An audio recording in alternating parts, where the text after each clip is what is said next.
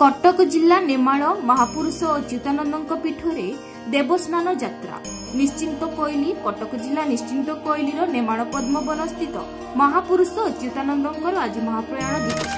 आज होउछि ज्येष्ठ मास शुक्लपक्ष पूर्णिमा तथा देवस्नान पूर्णिमा। आज दिन में श्री जगन्नाथ महाप्रभु स्नान यात्रा पुरी में अनुष्ठित होता बेले कटक जिला निश्चिंत कोइली ब्लॉक नेमाल अच्युतानंद पीठ व पद्मवन पीठरे महासमारोह देवस्नान यात्रा अनुष्ठित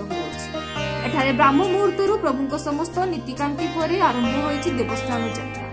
महापुरुष श्री अच्युतानंद पीठ को हजार हजार श्रद्धालु भीड़ लगी रही। महापुरुष श्री अच्युतानंद श्री जगन्नाथ परम भक्त थे। प्रभु श्री जगन्नाथ कृपा लाभ कर नेमाल पद्मवन पीठरे कठोर साधना कर अच्युतानंद आगत भविष्य मालिका सह अनेक ग्रंथ रचना कर प्रभु आदेश श्री अच्युतानंद एठारे साधना कले सत किंतु से प्रभु श्री जगन्नाथ को नेमाल पद्मवन पीठ को आसवाई गुहारि कर श्री जगन्नाथ जी कि भक्तर भाव में बंधा अच्युतानंद को कही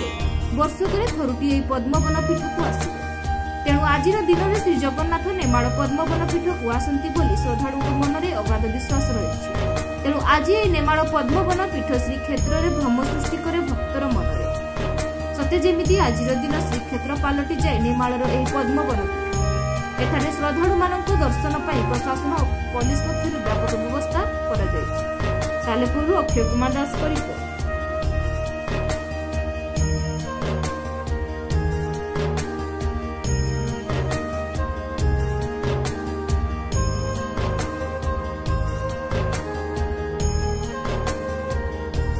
लक्ष्मीप्रिया बेहेरा साईगढ़ आसती सब वर्ष मुझे देवस्नान पूर्णिमार अच्युतानंद महापुरुष कतिक आसे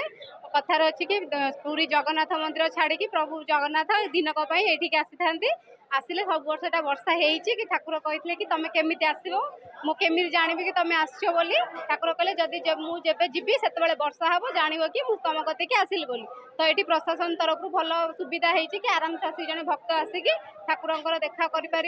देखिकी सब वर्ष ठाकुर महिमा बहुत अच्छी से बहुत दूर दूर तो आसती लोक मैंने तो मुझे आसिक बहुत ठाकुर कृपा अर्जन कर बहुत खुशी अच्छी कि बहुत भल भाव दर्शन है।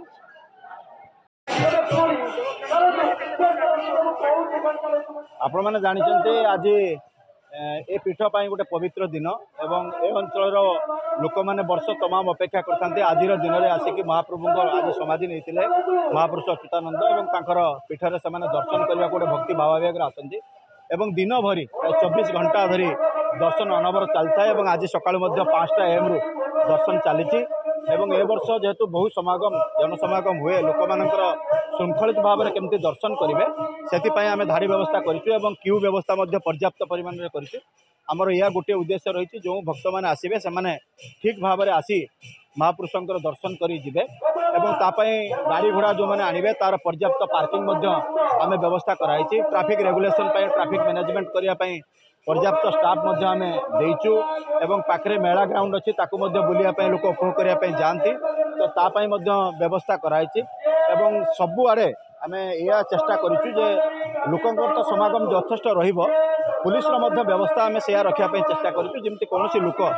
मेला को आसवाई दर्शन करने जो ठाकुर आसुँच आज से कौन असुविधार सम्मुखीन न होबे एवं ट्रैफिक जमी ठीक ठाक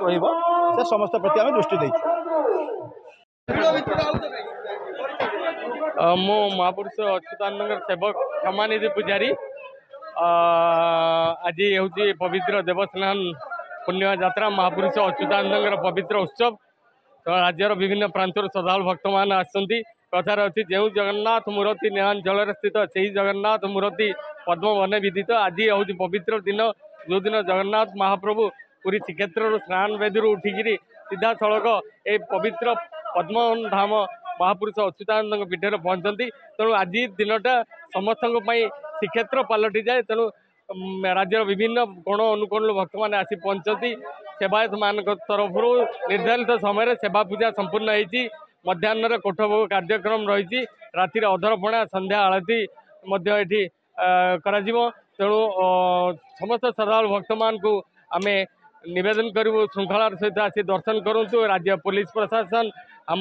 महापुरुष अच्युतानंद और गोपीनाथ जी आश्रम ट्रस्ट तथा पुलिस प्रशासन तरफ विभिन्न स्वेच्छासेवी अनुष्ठान तरफ शांति श्रृंखला रक्षा करा आशा करुच्ची निश्चित भाव में आज ये पवित्र दिन में समस्त श्रद्धालु प्रभु को दर्शन कर सानिध्य लाभ करेंगे। मध्याह्न आमर कोठभोगर कार्यक्रम रही संध्यार आलती अच्छी अधरपणा लगी अच्छी अन्य छोटकाटिया जहाँ नीतिक्रांति रही समापन हम सुचारू रूपे आम आशा कर।